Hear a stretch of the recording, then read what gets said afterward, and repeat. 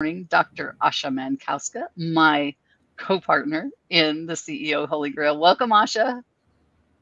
Welcome, Regina. Thank you so much for meeting us and our amazing guest today, this morning. We are So, would excited you to like have to do? these guests.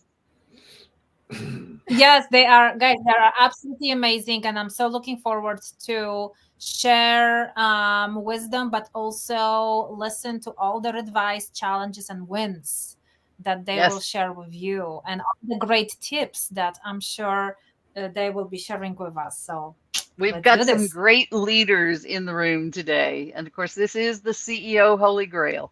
And so the folks that we bring on as our panelists are CEOs and executives who are out there doing it every day and just making a difference in the world. And so we want to bring them on board to share their wisdom and their experiences with other CEOs who are listening to the show so that you can learn from what they've been through and where they're going and apply some of the principles in your business that have been successful in theirs. So let's start with some introductions. And And I we think, even have an intro. We have even an intro that we can play.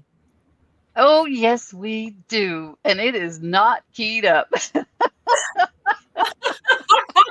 It will be on, when I edit, it will be on the podcast itself, but it's not Oh going my to be goodness, on our social media. As I say, I love that's so funny. live. It's raw, it's real, it is what it is. It shows that we're human, folks, and we are very much that. So Yeah, I first want to introduce Jamie Boyd, and Jamie and I met recently as a result of Hurricane Beryl. Actually, Hurricane Beryl went right over the top of us, didn't it, Jamie? Came right up 45. It did indeed, just right up the freeway. Yep.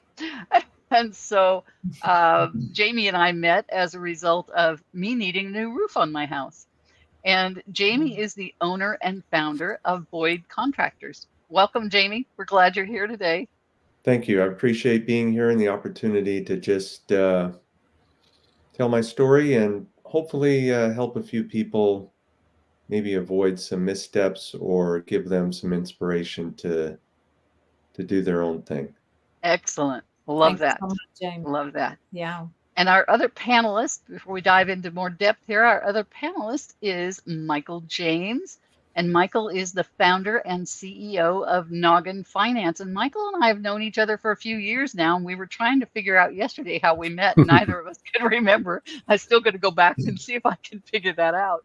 But it has been my association with Michael has been a true blessing in my life. I absolutely love this young man, and oftentimes when he and I are in a virtual room together, the two of us, I know that you can see the sparks from the satellites in space because we're both just popping with ideas, and it's just so fun.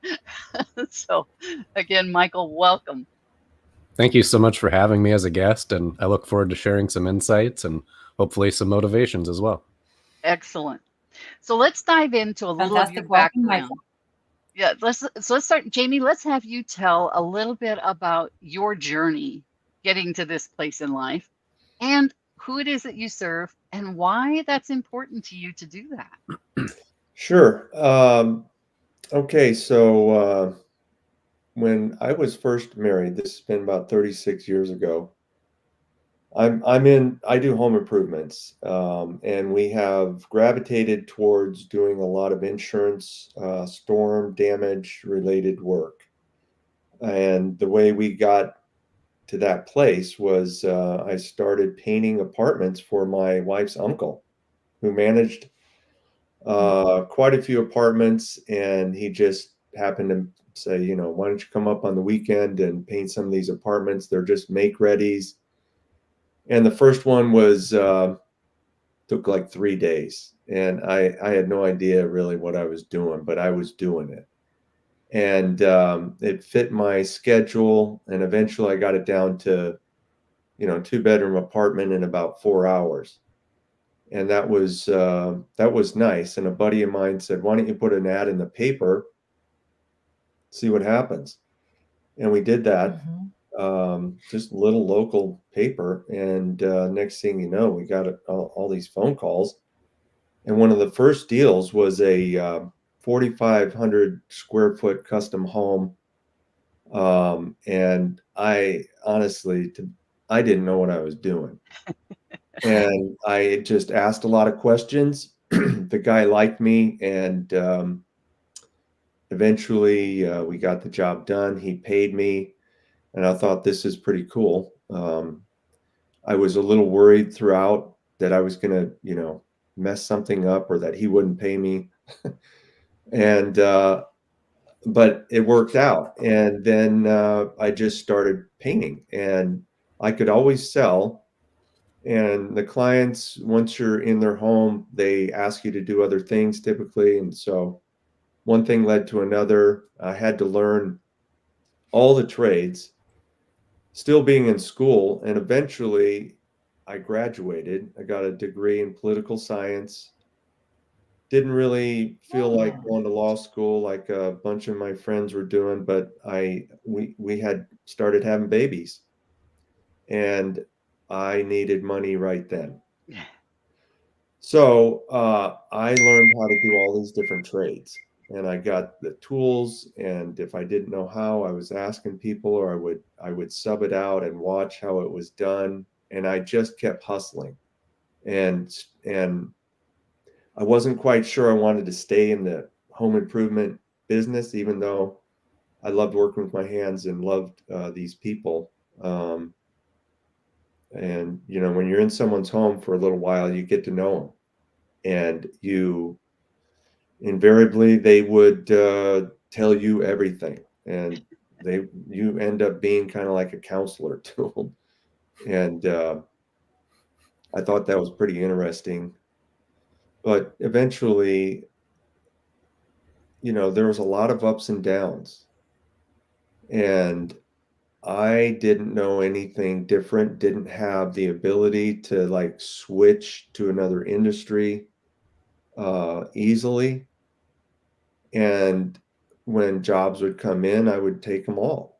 And a lot of these clients then over the years would just stick with me and ask me to do different things. And after a couple of big storms, and the clients needed help with their roofs, and we figured that out. That's a very dynamic,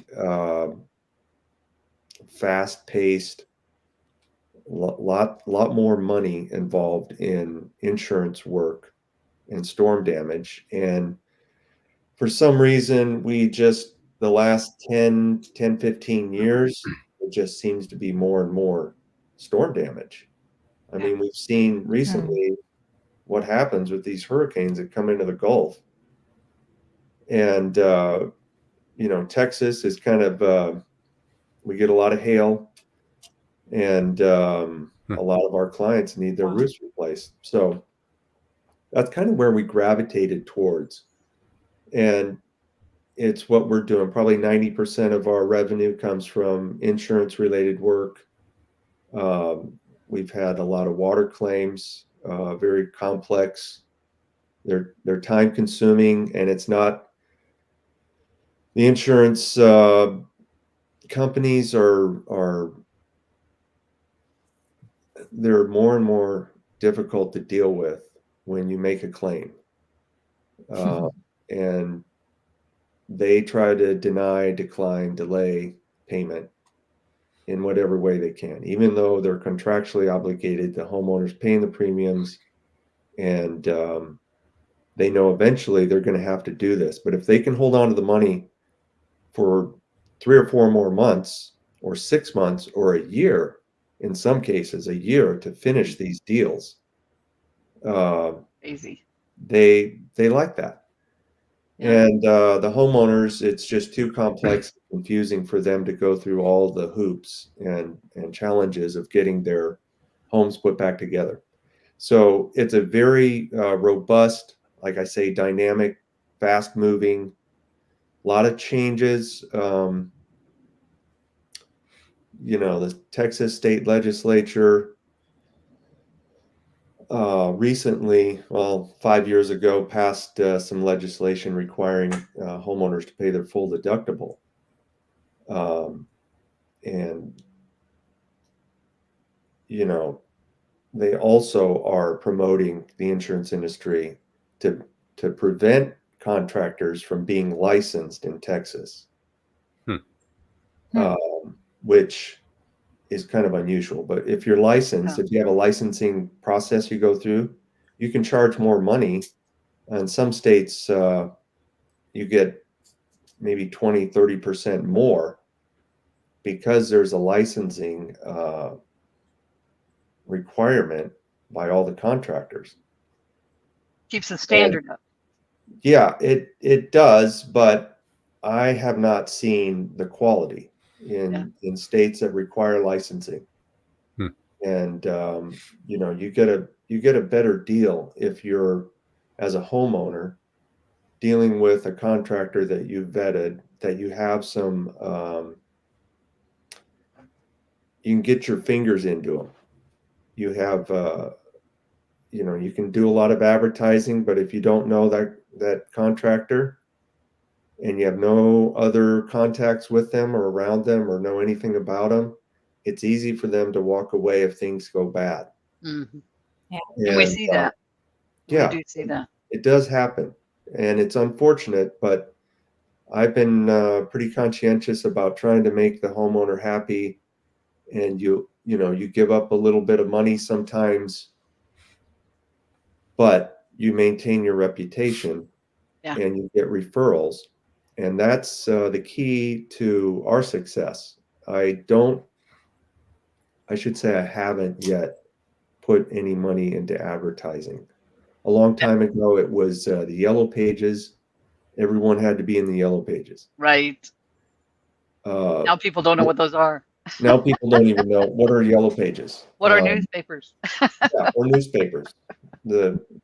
Classified ad section. If I can add, Jamie, Sure. 2 things that in my sit downs with you that I have noticed.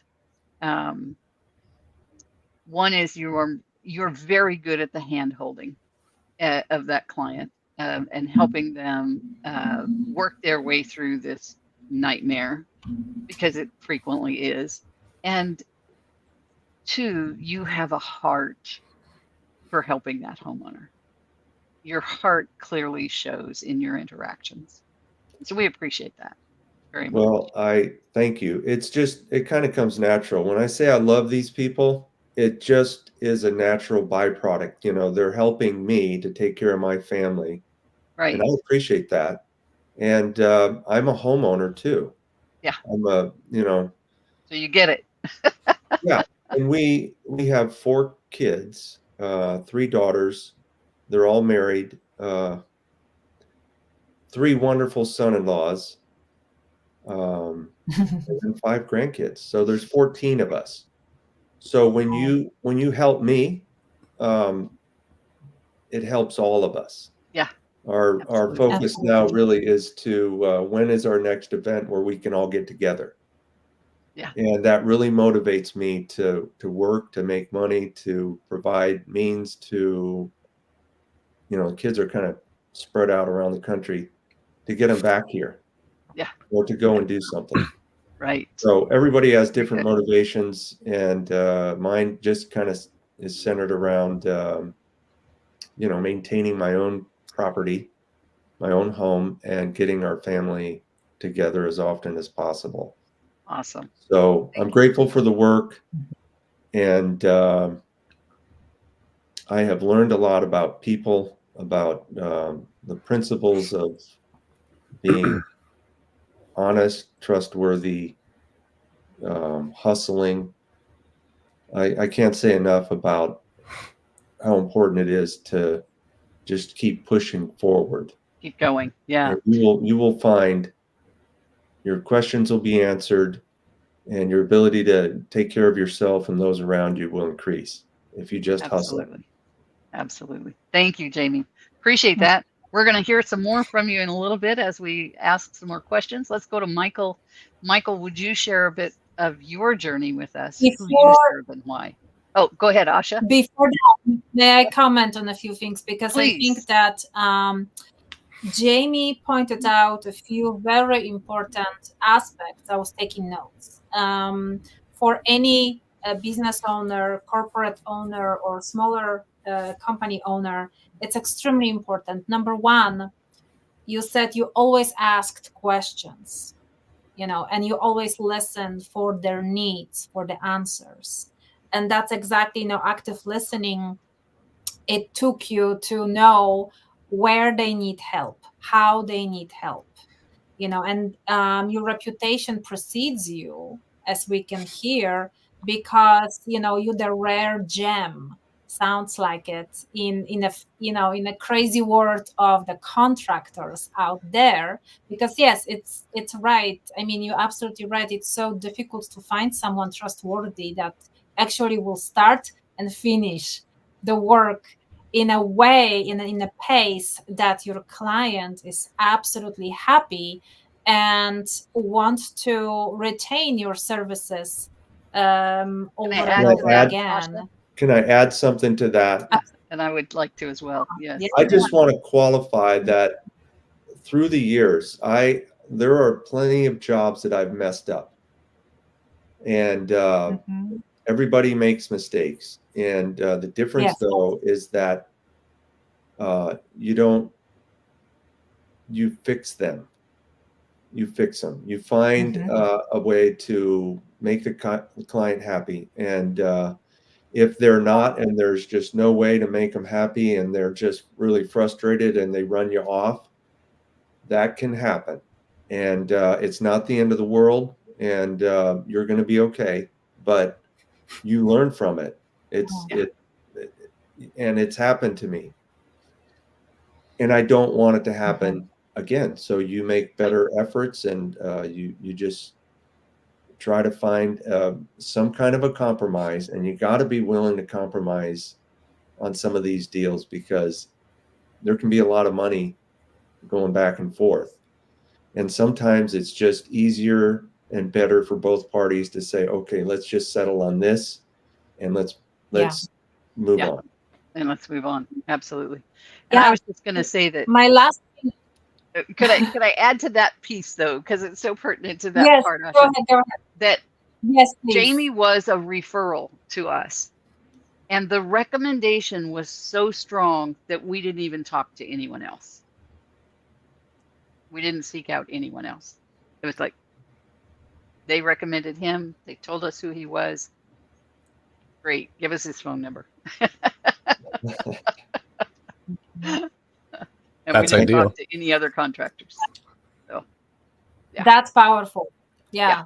That's I think that Exactly. says it all, in this Yeah. world. So the last thing what I wanted to say, what I was noticing, what you were describing your story, Jamie, that the communication, and you just confirmed that the communication with a client is everything, right? With your team members, with a client, basically, like you said, holding their hands in very difficult situations, because you coming in when they in a place of tornado, literally, Yeah. right? In Literally. their life, their Literally. house, their situation. And then basically, thanks to you, your communication, you're trying to find out what they need, what's the problem is, how to make them happy, how to help them the best way you can. It's you making them feel safe, secure, and that's priceless.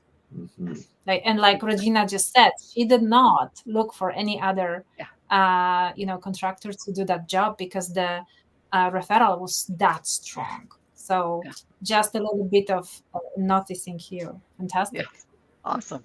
I'll add a Congratulations. quick comment on that too, really quick. Please, Mike. Jamie, from an outside perspective, I don't work within your industry, but as a marketing and advertising professional for the last 13 years, I've worked in your industry and had many clients in the roofing, construction, service-based industries. And to have your organic lines of business and the referral business line, a lot of people don't have that. So that's a great reputation. And again, if Regina's getting a one referral to a phone call to a contract, pretty good situation. Got a great referral partner system going. So hats Well, off to you. I appreciate it. Takes time to do that. So Yeah. All right. So, Michael, would you share a bit about your journey and Yeah. who you serve and why, what it is you're doing in the world? Well, as Regina has seen and known, it's been a pretty wild journey over the last, I'd say, 8 or 9, 10 years. And she's now seen probably 3 iterations of different businesses I've built. And as I just mentioned, I started a marketing and advertising agency 13 years ago. And I think we met through LinkedIn through either messaging or some sort of a referral, probably. Yeah, probably. Possibly Neither one an of us can event, or remember. I'll have to think back because Yeah. I've got a few connections on LinkedIn. But my journey's been unique the last, I'd say, 4 years with this finance company.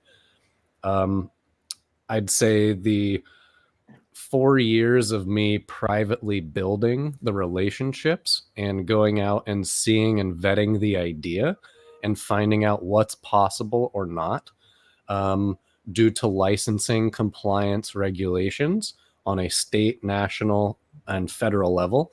And so I found out unique ways of working in the brokerage business, working in the finance space, but not being a broker and not being a financier.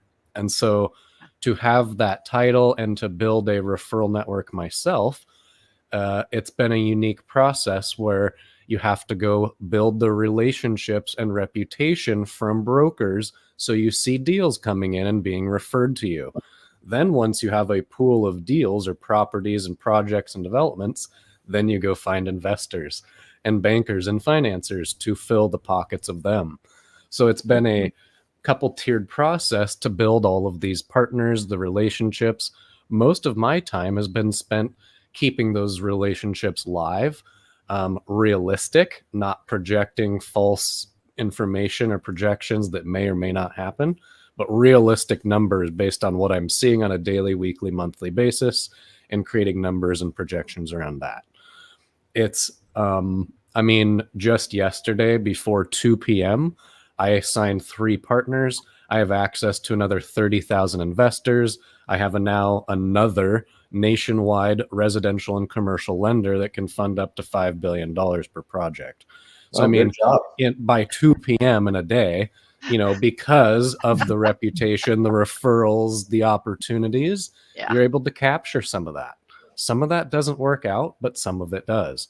And when you can put it into the tool belt, so to speak, when you show up to the next client, you're looked at as a little bit more valuable, even though I'm 38.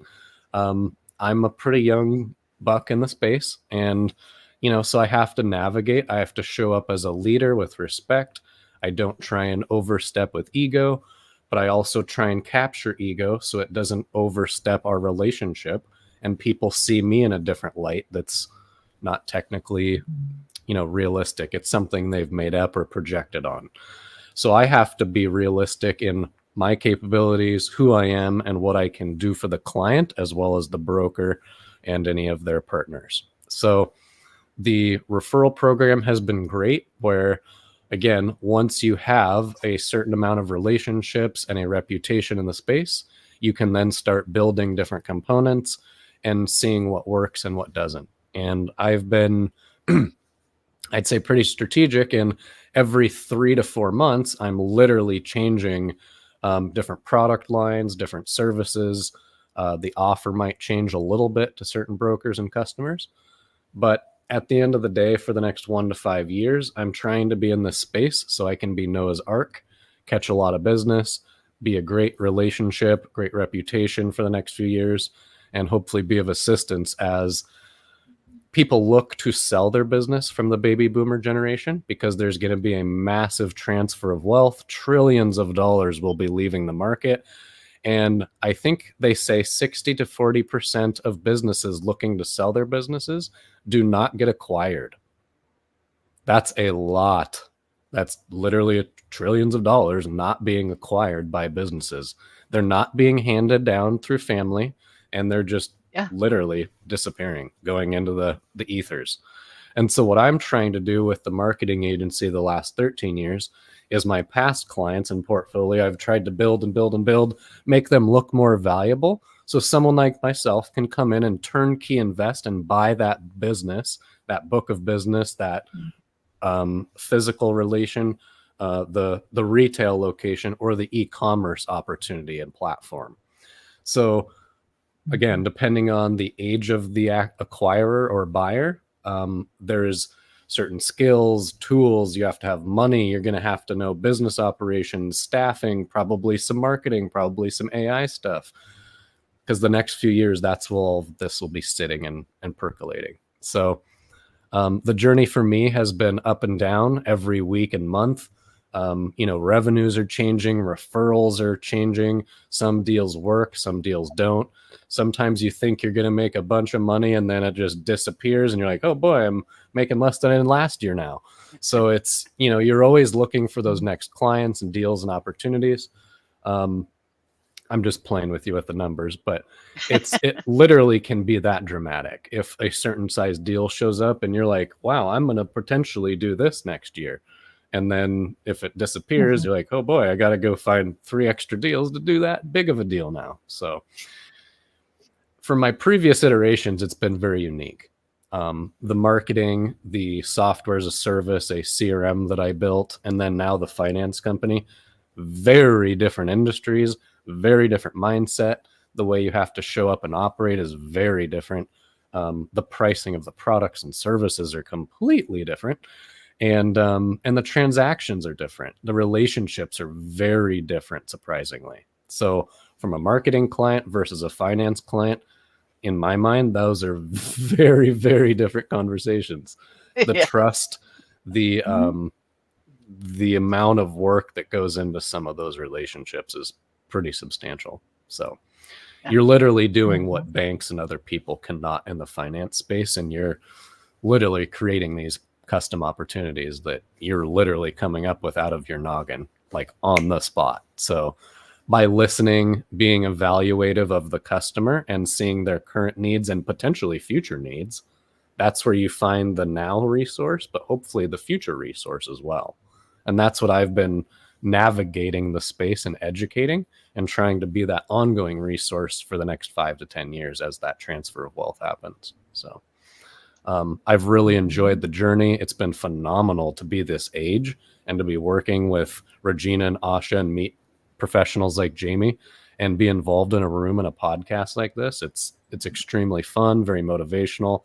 I hope it touches the right people in the audience. Hopefully people learn from it, get a little motivation. So I appreciate the opportunity to share some thoughts.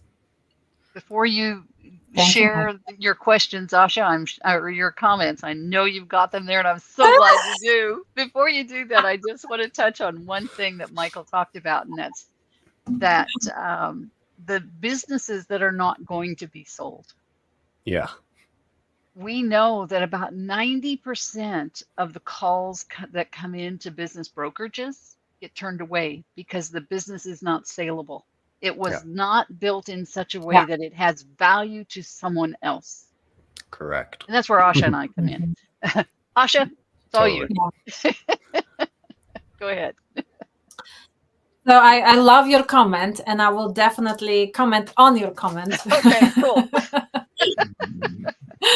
But let me just also, I was taking notes when Michael was speaking, and what I love, what you were sharing, Michael, how important is literally for any business. I don't care how big or small business, it's really fostering the long-term relationships, right? Possessing the strong relationship building skills. It's not just networking, but it's what I was hearing, the emotional intelligence you implement when having relationships and communication with other leaders to see how you can serve them in the best way in multiple industries, in multiple roles. So that not only gives you the flexibility, but that will provide the unique ways that will differentiate you from all other businesses similar to you, so to speak, right? Because when we can differentiate ourselves, then there is no competition, because people will love Jamie, they will love Michael, they will love Regina and Asha, and want to do business because it's us, because what we represent, the value, the skills, and talents that you just mentioned. So this is incredible.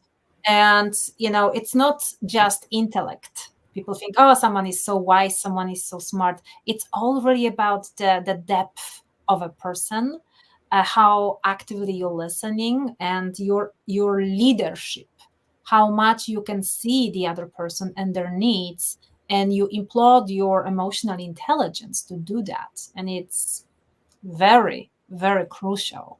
So that's my little comments here.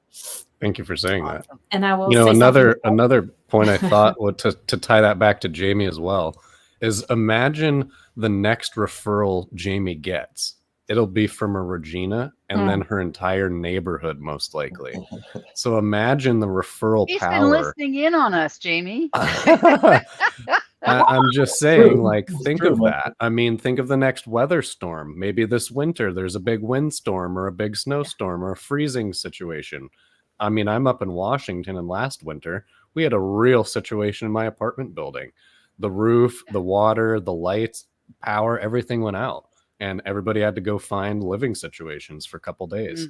So, that referral thing is going to be huge, Jamie. Yeah. So that's really cool. And I wanted to tie that back to you. So we wouldn't let him leave we wouldn't let Jamie leave the house the other day without giving us several of his business cards. And Rendell's been going around to the neighbors saying, you need to call him. Perfect. There you go. Yeah, I've been conditioned that when I'm up on a roof, I just stand up on the top, the highest point, and just look around. And I'm like, that roof, that there you go. There, these people, and I make these mental notes, and you always want to ask for referrals. You want to say, look, how well do you know your neighbor? Do they trust you? Can we talk to them? And I'm really comfortable doing that because I know I'm going to help them. And I know that they don't. When there's a big hailstorm, roofers come out of the woodwork. And they're knocking on your door like crazy, and you can get 10, 15 knocks in one day, shortly after a big hail event. And after a while, it becomes really annoying. And I've done that too, and it works to a certain extent, and you really got to hustle doing that.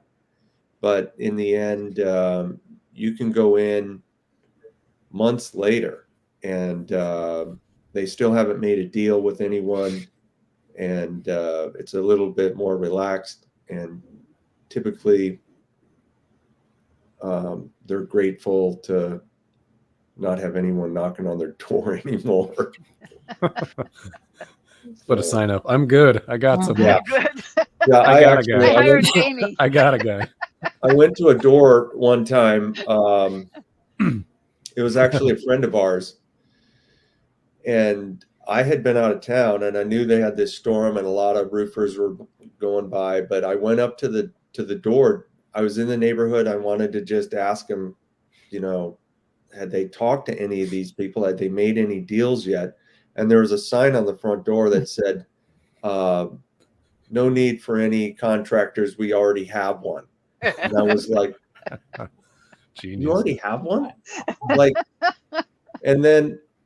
I was a little sad for a bit, and then a couple of days later, I called them, and they said, "Yeah, we're waiting for you to call. You're our contractor." So pre-sale. I love it. I was like, oh, perfect. Yeah. Yeah, you do. Yes, you. Yeah, I know. I was very, very grateful.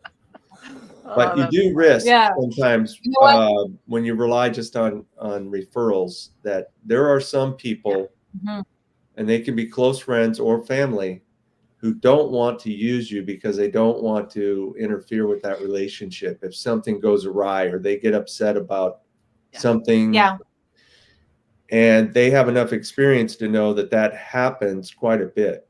And and it took a while for me to get comfortable with that. And maybe when I was younger and that would happen, it would really hurt, to be honest. So you gotta give them a little grace and be just a little. just know you're going to be okay, and you keep hustling and moving forward. You're going to get another deal. There'll be somebody else that takes their place, and you can't let it bother you too much when you don't close a deal. Michael, I'm sure you're well aware of this. You know how many marketing deals I've seen walk past, and some other buddy has taken it, and I'm just like, okay, whatever. Yeah, and you just congratulations. I hope it goes well. Yeah, you just got to keep a good attitude and keep moving forward. Oh yeah, and yeah, the next 10 will be better.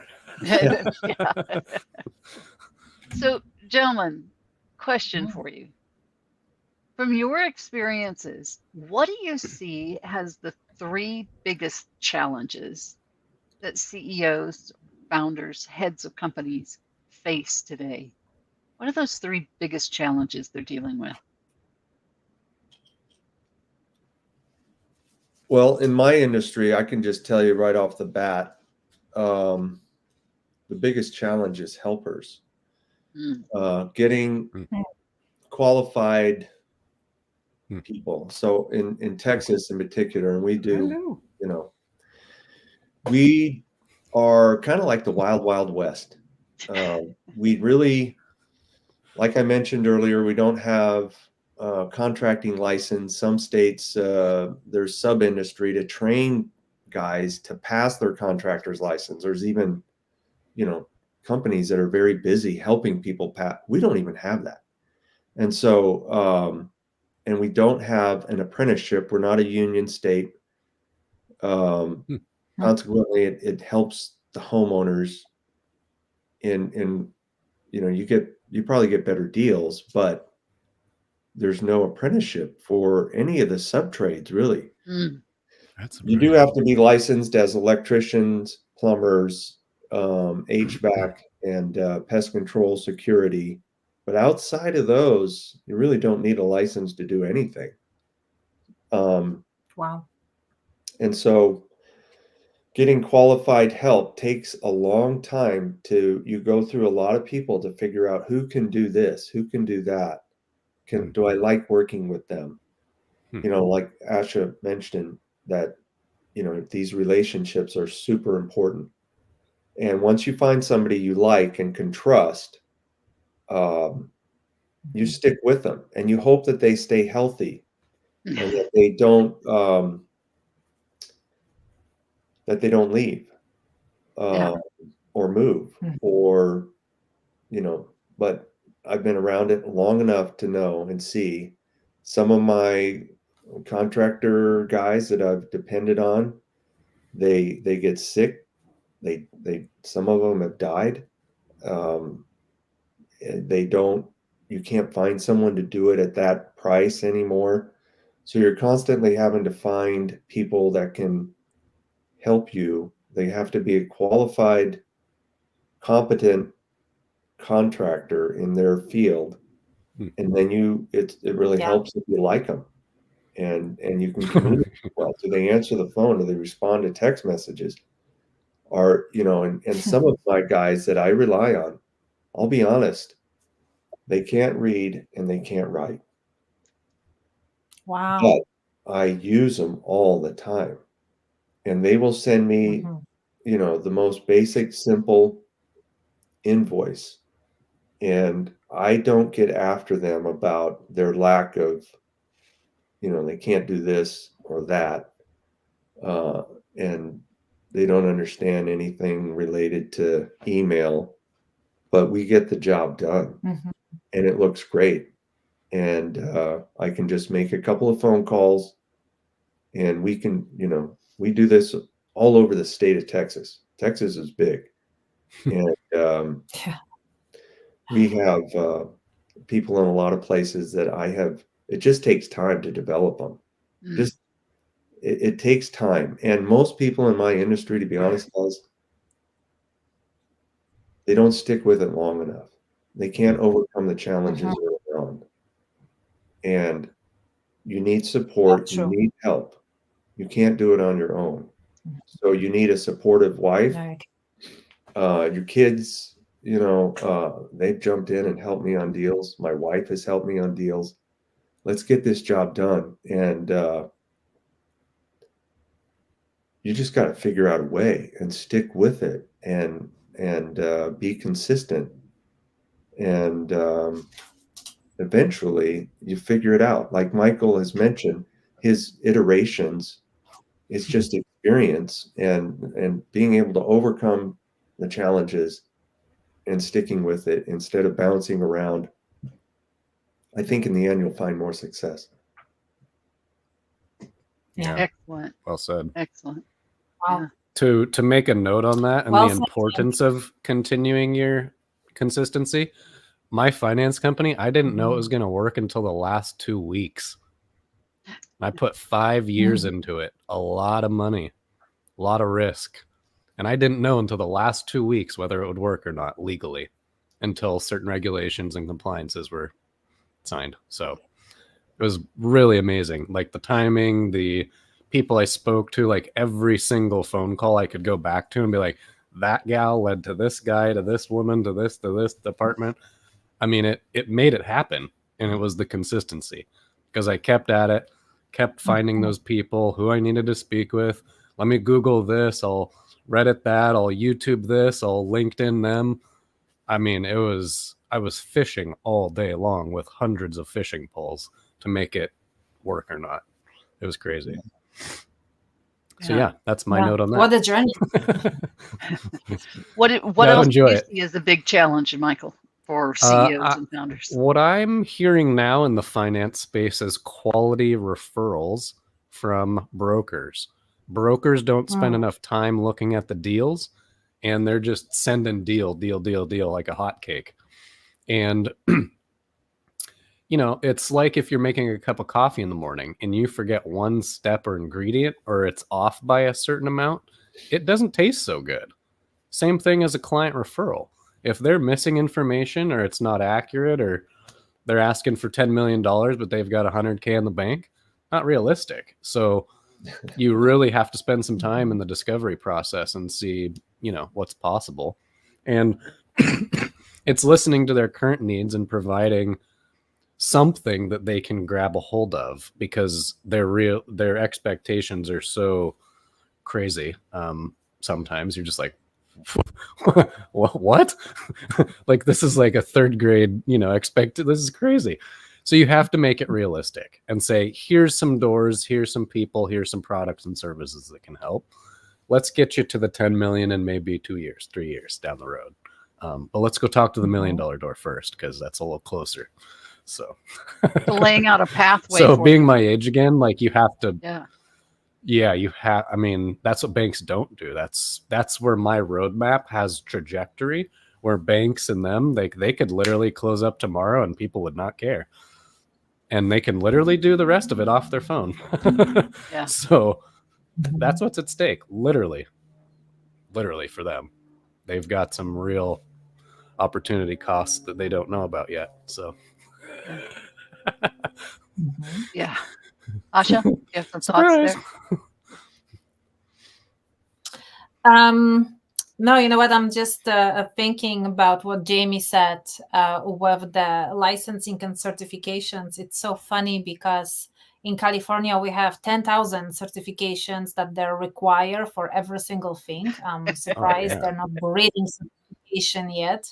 And then, but trust me, I don't see any value in it besides an expense for state because they're crazy expensive. But they do not they don't really guarantee anything. They don't really besides your own payment as a business owner, they don't really speak for the quality of work that you're receiving from the companies, from the contractor or whatnot. I had a pleasure to work with a plumbing company here in California, and arborist, I think that's the proper name for those companies, which were one man owned or one family owned, but they became really huge with time. But there was the same issues, the quality of people that were missing. too many expectations and payments, too many competitors that, like, Michael mentioned about the quality of leads or quality of referrals. It's really a huge issue, I think, in any business, because when business wants to serve a client or fulfill client needs, they sometimes do a lot of shortcuts and they skip the very important due diligence. What and who is the ideal avatar, the ideal client? What's their description? What their pain points? What their challenges? And they just, okay, I'm going to sell something. I have a great product and service. I'm going to offer it to someone, right? And the other way, lack of quality clients. So basically the expectations are not set clearly, and they're not communicated clearly either. So then it's lack of engagement, a lot of frustration that it's happening on both sides. So that was my just noticing here, and I will have one more question in a minute. Okay. What about you, Regina? What do you see here where the gentlemen were sharing the top challenge? Yeah, I really enjoyed that, and I just want folks to to recognize that these are universal challenges, no matter what industry you're in. It doesn't matter what you're doing. Helpers, Jamie, you said helpers, qualified helpers. How many companies are struggling with having the wrong people in the position or the wrong people in the company, and creating lots of challenges because they don't know how to pre-qualify them. They don't know how to make sure that this is the right individual for this position, for this department, for this company. And so that's where Asha and I come in as well. We've got tools that can help with that. And then the other thing is that referrals. So oftentimes we think that we can build our business strictly on referrals. And as Michael was saying, those referrals aren't always up to snuff, right? they don't always take you where you want to go. You need multiple lines of getting those clients, not just referrals. Referrals are fantastic. And having that client that loves you, that's wonderful. Because they're going to buy more from you. Jamie, you said in your introduction that they come back to you. They come back. They want you to do this. They want you to do this because you've built that relationship with them, and they are a true, really good referral. But they're not only coming back to you for their own things, but now they're bringing their family and friends, saying, "Hey, Jamie can do this for you. Talk to Jamie." Let me mention one other thing related to those referrals. So, and I say I don't do any advertising. But in a roundabout way, I will. For example, one client called. We did their roof like 7 years ago. There was a big windstorm that came through and blew some of the ridge shingles off. And he called me and showed me a picture. So I made a phone call to one of our guys and said, "Can you go over there and take care of it?" And I can handle it all over the phone. And instead, this was 7 years ago. It was a big, really strong wind. Technically, we could have charged him, right, for just a repair. Right. It wasn't anything related to the material or to the installation. Sometimes, 70, 80, 90 mile an hour winds can come through. Yeah. And then you get a lot of calls related to that. But my point is, I went and took care of it. I didn't charge him. And in a way, this is, I paid my guy. That's your marketing. And so that's your marketing. Me the next time. Absolutely. And we've done a lot of work for this guy's family, for his neighbors, and there was no way that I was not going to take care of him. Absolutely. And word of mouth marketing. Michael, you're the marketing guy. What's the value of word of mouth marketing? It's endless. I mean, again, it sounds like you're doing a great job with that, Jamie, and you've built a great referral system around your state and different counties you work within. And you know, like myself, like I have 350 global referral partners for the finance company, and most of them don't send quality deals. So every quarter, I'm literally exiting 50 companies and their staff from my referral network because they just don't perform. They're And not doing it. I'm looking for a certain quality of deal to show up, and they haven't sent it. So I'm doing quick analysis and going, this ain't going to work. It's probably never going to happen. So let's say bye-bye in the nicest way possible. You know what? A little bit of data about that, you know, exceptional customer service, which means providing the quality clients, right? Or really referrals. When you have dedicated your time and your efforts to support your clients, to help at the highest level, it's really with the data, it's about 30% increase, you know, in client satisfaction, where it's directly impacting your, you know, your retention, right? But this is traditionally speaking very conservatively. So in Jamie's situation, it's going to be the percentage will be much higher, I'm expecting, only because you really invest in those deepening of those relationships and taking care of a client in a very human to human level, you know, because I remember when I started from B2B to B2C, right? Business to client and business to business. And I realized when comparing those two, there is no B2B, B2C. They don't exist. It's H to H, human to human. I like that. Yeah, that's awesome. Right? I don't care what the identities we put behind. It's always human to human, because look at that. Jamie and Michael, you gentlemen represent completely different type of businesses, so to speak.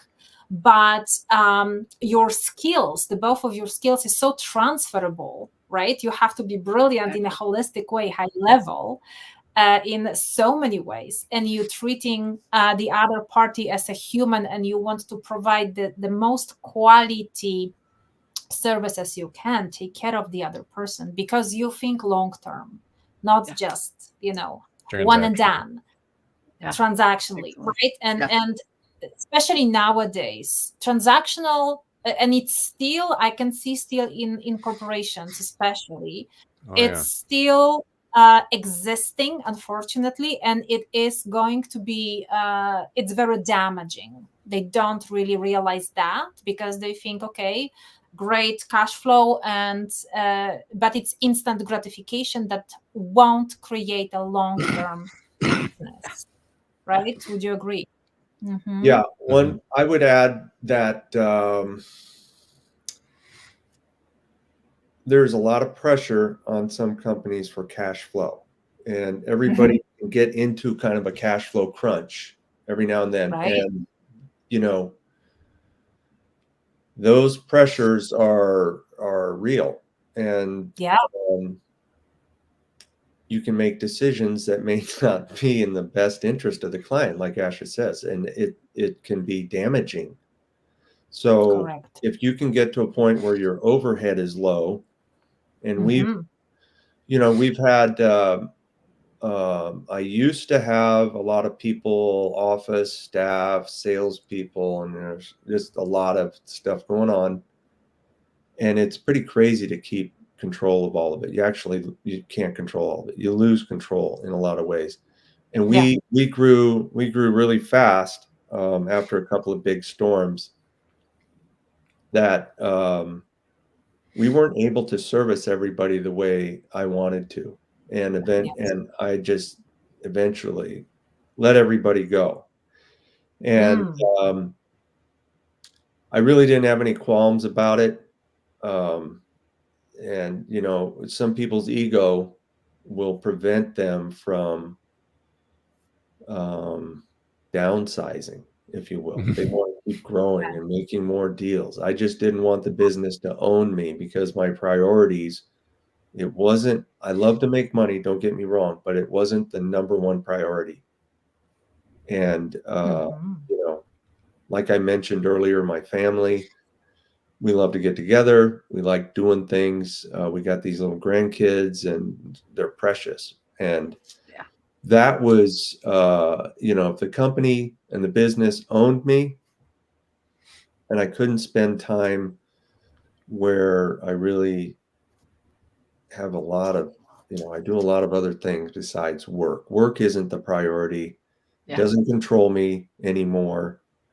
And I give better service.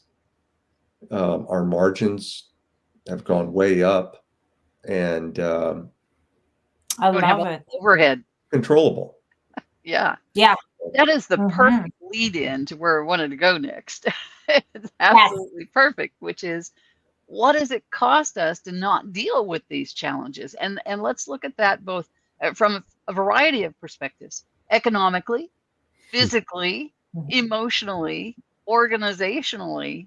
What's it costing us to keep the status quo and not fix those problems, those challenges, not find those solutions? Gentlemen? Can be quite detrimental. It can be literally the reason your business stays afloat or it sinks, depending on how you and your team decipher that and make those decisions and step forward or not. I've been involved in many startups that I've seen that, and their staff and the financial, analysis. I'm not typically involved in that, but it's related to everything else that we typically touch or the teams touch. And so when you have that many people in a room, everybody's trying to keep their job, obviously, but at the same time, you want to be honest and look at the hard data and the finances and be like, this is working, this is not, and coming The up buck with a stops here, strategy right? moving forward. So being realistic. Yeah. Buck stops here. You have to make those decisions as that CEO, gathering all the data that you can, obviously, to make the best decision. The Jamie? best informed decision. Yeah, best informed decision. Absolutely. Jamie? Yeah, I think you have to identify what your priorities in life are. So, Absolutely. Again, I think some people might look at me who are around me, and they may wonder how I do it. How do you have so much free time? And Good reaction, Michael.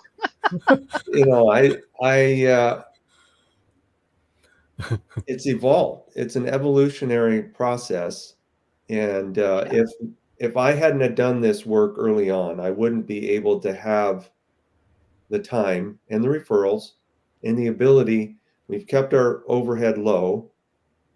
And that was really more because my priorities were maybe a little different. Family was right up there. I spend a lot of time related to our church, and spirituality. It's kind of a foundation for your decisions. And I keep that at the forefront of how I deal with people, how I see people, all the way from the young guys doing the ground game on some of these roof jobs. And let's be honest, a lot of them they don't speak English. So I've had to learn learn Spanish. It's a working Spanish. It's not anything I'd be really comfortable with speaking in public with, but I want these guys to know that they're valuable. And and then I talk to a lot of guys who are just friends, who are CEOs, who are very wealthy, very influential. I've got friends that have done really, really well. I don't want to really, name names and all that, but I just treat them the same as these guys that are young, and Very good. they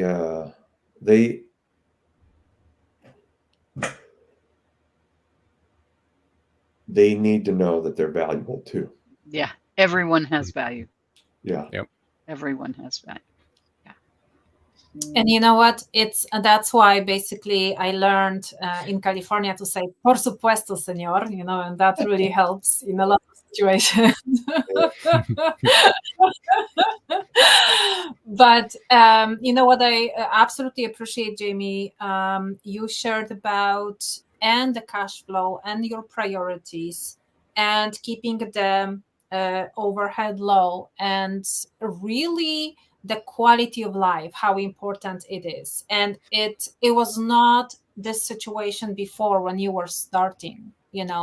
Unfortunately, what we noticing with Regina, it's many business owners like yourself and smaller, bigger corporations.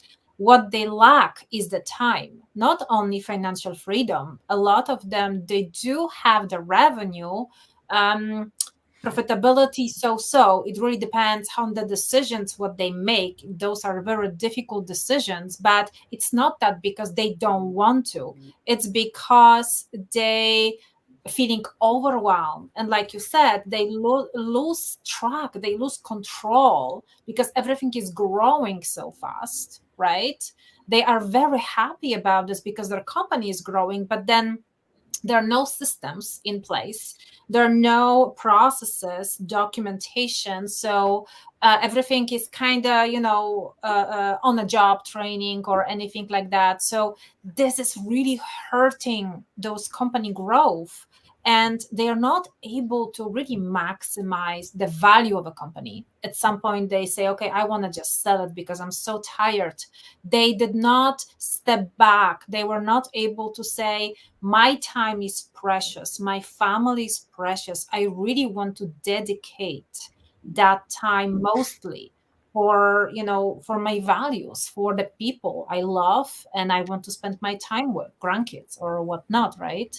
So that's when Regina and myself are coming in with the CEO Holy Grail to give them that opportunity and get them some clarity. Look at evaluation of their business. What's working, what's not working, where are the blind spots? What do you really want? Do you really want to spend 80 hours a week in your love? I mean, maybe you love your job, your work, that was your passion.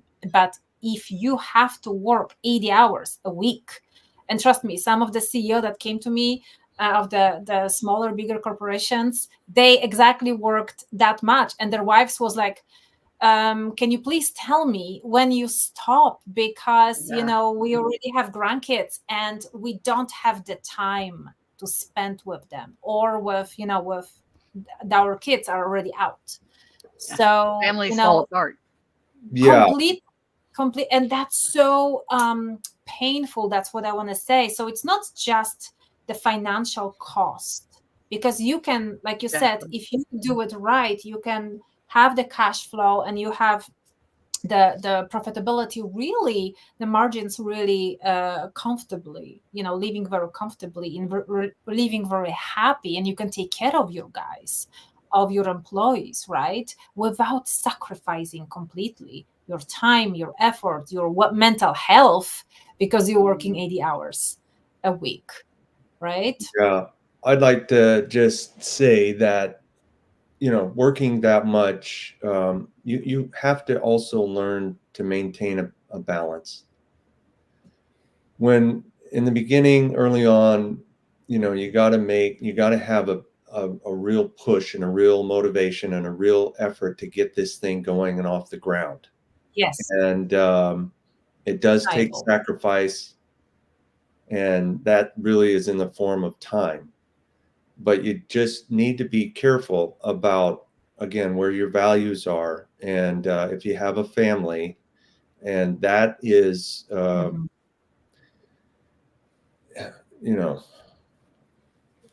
families are super valuable, and they're worth your time, and you need to maintain that balance, or you'll get on the other end of it. Maybe you've made a lot of money, but at what cost? Right. How are your kids doing? Your relationship with your spouse, and your other family members. And so you have to know ahead of time What are you willing to sacrifice to get this done? How motivated are you to undertake this? I always encourage young people to have a side business or a side hustle, or get them thinking about what they can do as they're building their trade or their reputation. And I like seeing people be independent, entrepreneurial, and something that they're passionate about, and not to just take an hourly wage or regular job, because it's just been such a blessing in my life to have my own deal. I don't interview very well. I think I'd be fired real quick from a lot of companies that might hire me. And you just probably everybody in this room that's true for. Right. I was putting my head on. I'm not sure Good entrepreneurs luck. make good employees. No. Good luck trying to make me sit in your seat. I already see like we are completely unemployable. Yeah. By minute 29, I've left. We got time to chit chat in the middle of the day. Yeah. And Jamie, to your point too, a lot of people, two points. Hopefully I'll remember the second one by the time I get there.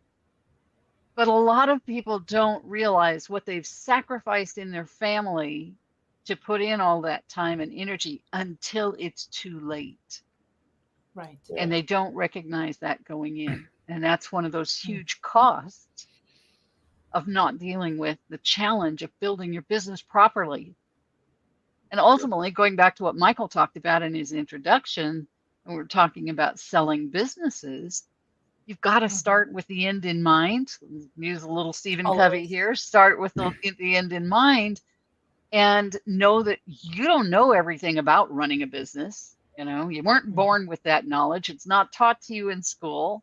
You got to get help along the way. You've got to find people who know the answers to the questions that you don't even know what to ask, because you don't know what you don't know. And so we need those folks who've been there, who've done that, who know, who understand, and can walk alongside us and help us to build our company in such a way that it can run without us. We are not that key person that it doesn't function if we're not in the office. It needs to be able to run without us, and so that you have ultimately a business that is marketable when you're ready to exit.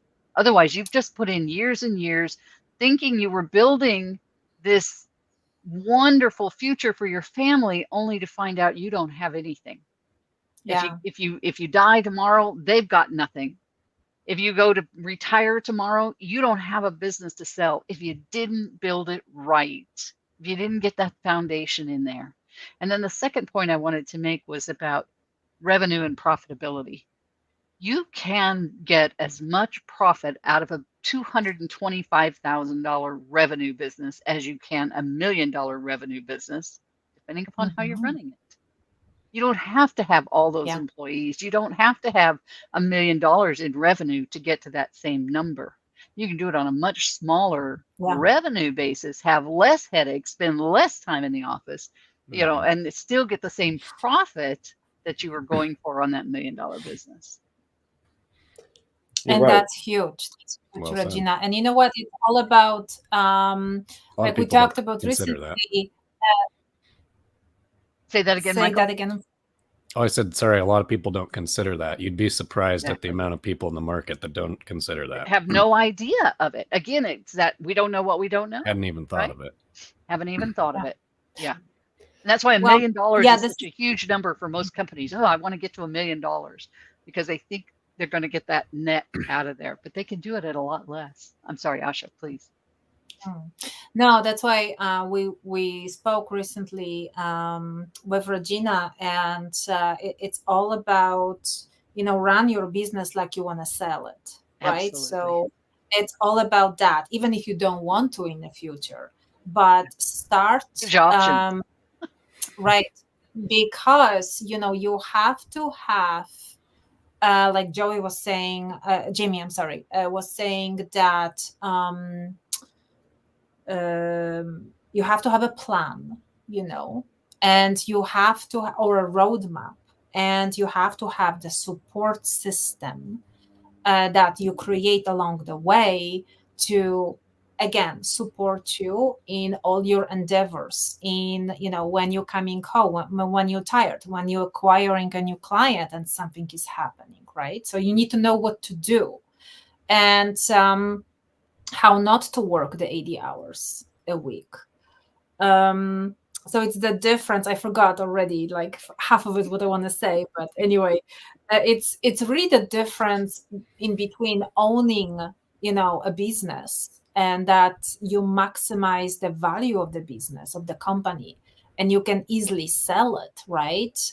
Not for 10 millions, let's say it's really worth, but if you have all the multipliers in place, let's say, you know, Regina and myself, we're teaching our clients about 10 multipliers, how you can really increase the value of your business when you have all of them in place without killing yourself and working 100 hours a week.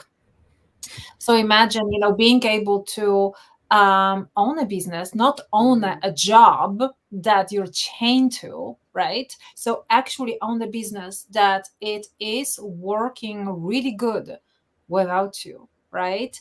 And instead of 10 millions for that business, you can receive 100 million for that business, because you do have that multipliers in place that Michael was talking about too.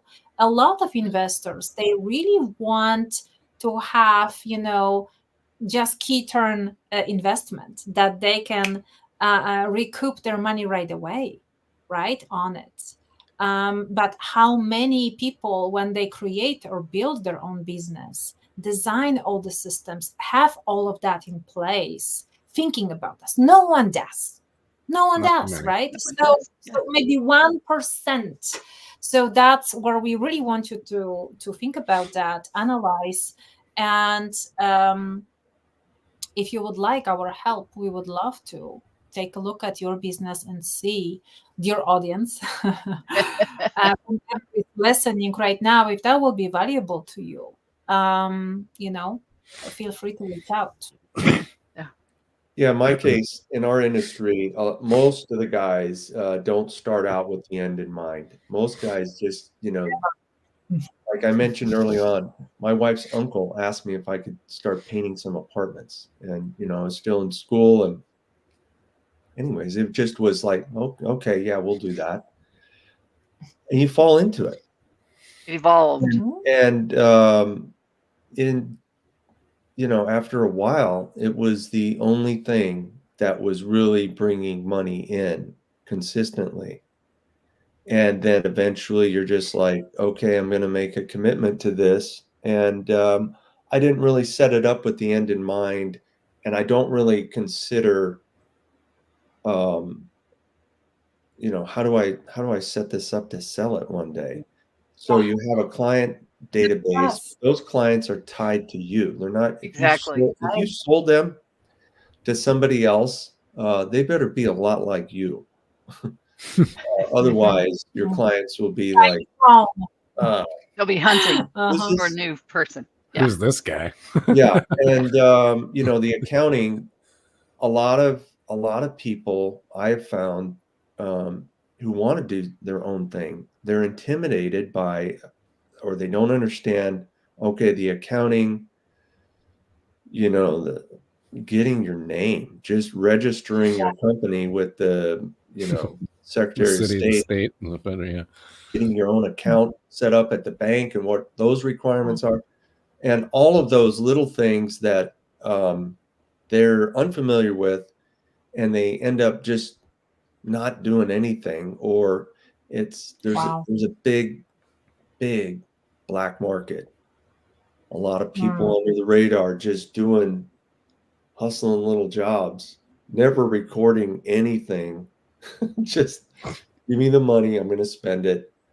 And Yeah.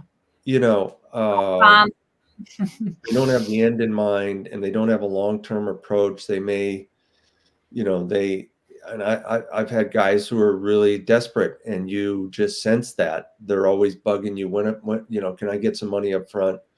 you know, my truck is, you know, I had one deal one time, nice guy, but he pulled the trailer into the driveway and then his truck's transmission failed right there in the client's driveway. And we were blocking, of course, their garage door, and we couldn't pull the trailer out. And the guy's truck wasn't going anywhere.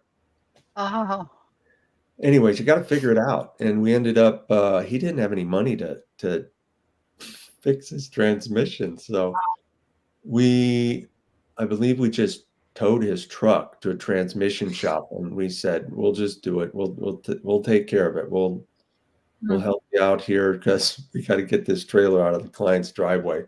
Just get the crew going on the roof, and we'll explain to them in a couple of days. We'll pull the trailer out. They were patient, but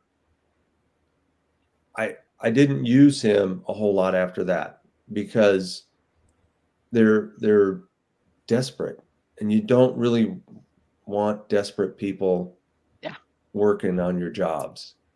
They got to be a little bit relaxed and a little more stable, and it takes a while to figure out who can do that. You know, Michael, I'll bet you got some people who are like, man, I got to get this deal done by the end of the week, or this whole thing's going to fall apart, and I'm going to, it's the first of the month. I had 3 times the amount of deals show up. Desperate. Give me money. Yeah. It's crazy. Yeah. So, It's crazy. anyways, that takes a while to figure that out, but and then others are totally worth investing in and helping them out, and it just takes time to figure out who that is. I go into homes. I go into homes a lot, and there are some crews I'm like, okay, this crew, these guys, they're working outside. I'm not going to have them come inside. Inside the home, it's a sacred place. It's totally different. You need to have people who you trust, and you'd be totally fine with them around your wife or your grandkids. And again, it takes time to figure that out. And you know, it's thank you for saying that, Jamie, because what I think we're noticing, and I'm asking right now a rhetoric question at this moment, how many people or business owners, corporate owners, they work or they make decision out of, you know, preconception, right? They are proactive versus being reactive, obviously. Most people, most business owners, more employees that we meet are going to act and operate from the reactivity point of view instead of being proactive about your business, about your jobs, about your profitability, how you see, you know, end with mind, like you said, and then reverse engineering what do you want and then how are you going to do that now, right? So there is no roadmap, nothing you can base and track your results on, or really, or lack of clarity, where do you want to go with all that, even if you don't sell, right? But then it's just like, okay, living paycheck to paycheck, being reactive, that's like you said, you know, being desperate. That's the reality that most people operate. It's not a right way, it's not a happy way, it's not a balanced way. You know, you can't get like a strong resilience, happiness, well-being out of that, you know, mindset. You can get a recipe for disaster out of that, that's for sure. You know, yeah, we've seen a lot of that. We've seen a lot of desperate people do desperate things, and that's true across every industry. I try to again acquire people who are a little bit more stable. Takes a while to figure it out, and I'll test them on things they don't know they're being tested or questioned. My line of questioning is related to try to determine, are they good right here? Are they good people? Do they have some habits that are would be you know, detrimental in the long run. And it's a dynamic, moving field. But homeowners, especially women, I've got a lot of widows and a lot of single mothers with kids. For some reason, they just, maybe That there's heart more, you have. maybe there's more of them now. I don't know, but I just try to take care of them. Okay, I've got a mom. Who would I want to take care of her? Yeah. My wife, my little girls, my granddaughters, and I worry who's going to take care of them and treat them right and just be honest and not take advantage of them because they're scared. Yeah. And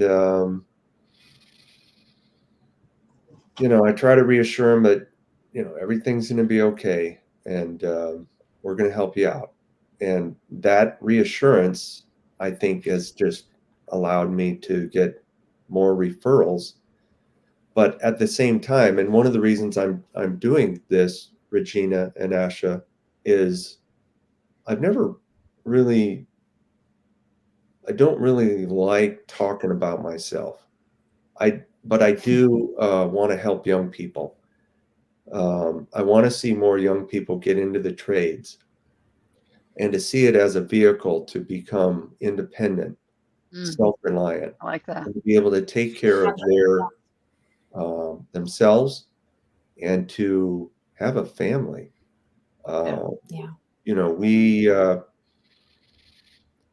We work with a lot of young people at church, and I try to encourage them to learn a trade and to try something on their own. And if I can help them get to that point, great, because the industry needs it. Every homeowner, you guys think about this, your own home. You want to feather your own nest. So all the little birds, I see these birds flying around outside my window. They are all looking to make their nest a little nicer, a little more stable, safer. We're no different. We're no different. And absolutely, we want to make our homes nice. And we got to do it in a way that doesn't break the bank or mess up your, lead to a divorce. I've seen, my wife and I, we probably argue more about how we're going to fix up our own home or what project are we going to do next more than anything else. And just like, what color are we going to put? And we disagree on a lot of that, but eventually she wins. And, it just seems easier that way sometimes. Sometimes. But, well, see, you can just save yourself a lot of grief there, Jamie. Just realize it at the beginning and just go with it. Well, ladies and gentlemen, gracefully bow out of that conversation. I noticed you were holding your peace there, Mike. I'm single. It's for a reason. I'm just kidding. Asha? No, I'm just saying that we can talk forever, but I think it's time to wrap up. Yes, it is. This amazing. It's been absolutely a great, wonderful discussion. We are really grateful, Jamie and Michael, for joining us today for this business panel and sharing your real expectations, your real challenges and dreams, and how you overcame them. And I really hope everyone that will be listening to this or watching us now or the years to come, it will get some great golden nuggets for their own life. And, Jamie, I really see you as a natural born leader. It's so natural out of you to want to inspire, to want to educate, to want to teach, because that's what people really need, young people, but also business owners, because sometimes, they get into so much they feeling overwhelmed, right? And they think, okay, I'm already so successful, what's happening, why I'm all tired and I don't have any direction. They still need that. So younger people that just entering the journey of being a business owner or wanting to, right, creating a startup, and then experienced business owner that are scaling and they completely overwhelmed because there's so many things that is going on in this system.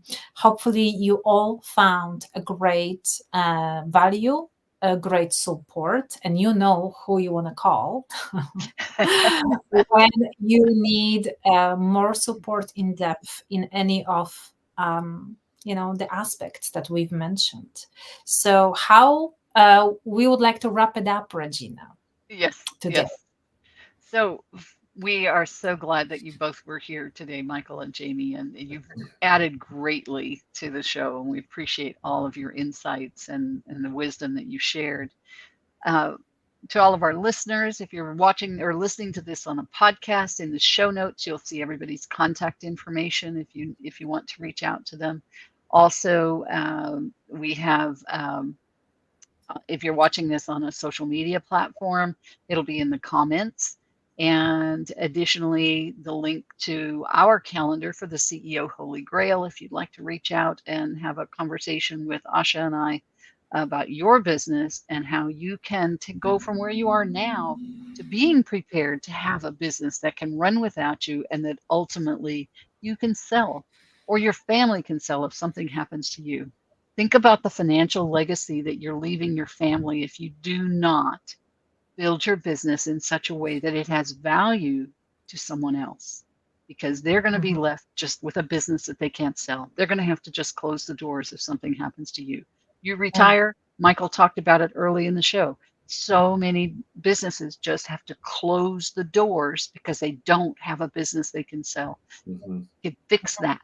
We can set you on a trajectory to have that in your business, and we'll hold your hand all the way, create that plan for you, that roadmap. We come in and do a deep assessment on your business confidentially. Then it's not painful, but we're going to look at all the ways that we can enhance your revenue and profitability, and looking very conservatively at those numbers, what we can do for you. And then we create a roadmap of what it takes to get there, and then we hold your hand every step of the way through it. So if that's of interest to you, our calendar link is in there as well. Can I add Yes, one more please, thing Jamie. just before we get off? And that is that my generation has a responsibility to inspire and to teach the younger generation that you can do this. And part of that motivation is I want you to understand, everybody really, how fortunate we are to live in America. Yes. And how much opportunity there is here. I've lived on 3 continents, and I know what I'm talking about. There is no place on earth even remotely close to this. Yeah. If you want to start your own business, if you want to make money, the sky is the limit. And that's because we have such a large middle class that has discretionary income. And we buy everything. We are influenced more and more to purchase things, and it's simple little things. And we watch these podcasts, and there's a lot more opportunity coming. Believe me, we are going to thrive, because the United States of America is a land of opportunity, and people are desperate for success and to take care of their families, to feather their nest. And they are willing to sacrifice their lives to come here.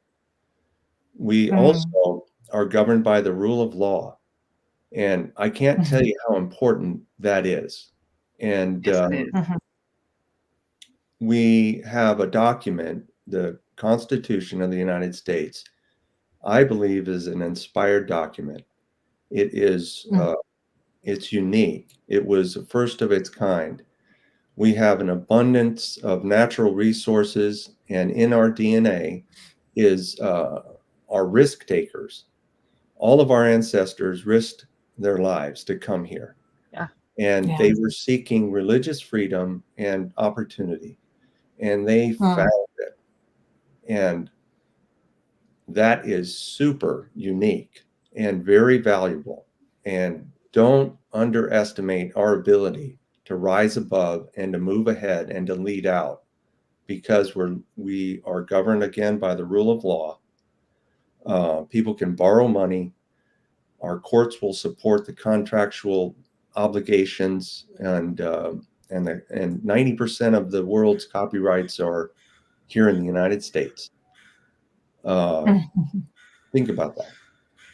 Everybody that has an idea, they know they need to come here and to present it. And it doesn't mean that they can't do it anywhere else. It's just more difficult. Yeah. So rules, regulations, restrictions, they choke entrepreneurs. So if government can be smart about regulations and about licensing, what will be freed up is this entrepreneurial spirit that runs through us. And we are so fortunate. So Thank you, I'm James. grateful, very Yeah. grateful. Well said, Jamie. As Thank we you. are. Thank you. All are. Yes. Thank James. you. Any final thoughts, Asha? Well, yeah, a few. And then I would love to also hear from Michael, the last, a few golden nuggets of wisdom and how we can also connect with you guys. But what Regina was mentioning, the evaluation, to do your evaluation, your business evaluation, your business growth evaluation, it's so important. Frankly, I do it with all my clients every year, because every year we are ready to grow, we are ready to change, we have to optimize, because our economy is changing, our clientele is changing, everything is changing. If you're not going to innovate, if you're not going to stay attuned onto what's happening with everything out there, you're going to be soon obsolete. Even if you have like a Blockbuster, right? Who heard about Blockbuster anymore, right? We don't know, even some younger generation, they don't even know it existed back in the days. But that's why it's extremely important to do so. We are happy to connect with you and assist you with that whenever you're ready. But I highly advise to do it every year. So it's not just for people that's starting or just wanted to sell, or they are, in the middle of evaluating their business, what's happening. But when you want to scale, you want to have a candid look what's happening really in your business. Where are the blind spots? And we are here to really assist you with that and set clear expectations, so you really know how you want to grow your business, your life, how to get your time back, your well-being back. Because like we all said, it's all about your values and creating your business around your life, right? And not the other way around. And most people do it the other way around. And quick thought, Jamie, because I'm always joking because my accent is from Texas, when I'm in California, and people are like, oh, really? I'm like, no, I was just joking. I have two countries actually, right? So one is Poland, one is United States. And I was just sharing with Regina recently that I'm so lucky and so fortunate, because like you said, the Constitution was set in United States as the first country in the world. Guess what? Poland was the first country in Europe that the Constitution was set, and was the second country in the world. So my two countries are dominating the space. Guys, well done. We are all risk takers, and we have the pioneer spirit that I think we have to honor. Yeah. Yes. Let's just take those risks intelligently. We need to take Mhm. those risks to grow our companies, but let's take them intelligently by understanding more of that landscape for creating that business that can run without you. Yes. Yeah. Michael. Yeah. You know, what I've seen a lot in the last 6 months is people getting to a certain place of success, wealth, accomplishment, and they haven't done the interpersonal work. And they have all this free time. They've got a great life and wife and kids and a business that they've, you know, either made a certain amount of money or they've sold recently. And a lot of people are lost. They're looking for that spiritual, that church, that family community orientation, because now they're just like all over the place, like a lost little puppy in a way. And I've seen it in the younger, the 25 that are doing really well in certain spaces, up to the 80-year-olds that have just, you know, had some huge acquisition happen or something, you know, significantly changed their life. And they're like, what do I do now? Who am I? What's the purpose of all this? And they question themselves more than they question the starting of their business. It's very interesting. So true. Like what Jamie was saying earlier, creating that work-life balance, knowing what you like to do and where you like to spend your time outside of work, whether that's with family, friends, traveling, events, church, whatever you like to do in relaxation time. Really fine tune that in your life as you're building and scaling and employing and unemploying and all of these situations that'll show up. Find what interests you, where you can extend that and find community around that. Whether it's photography, bird watching, you like to go to the local place to go swimming, the aquatic center, you know, whatever you like to do. You know, most people would not assume that I fly drones all day.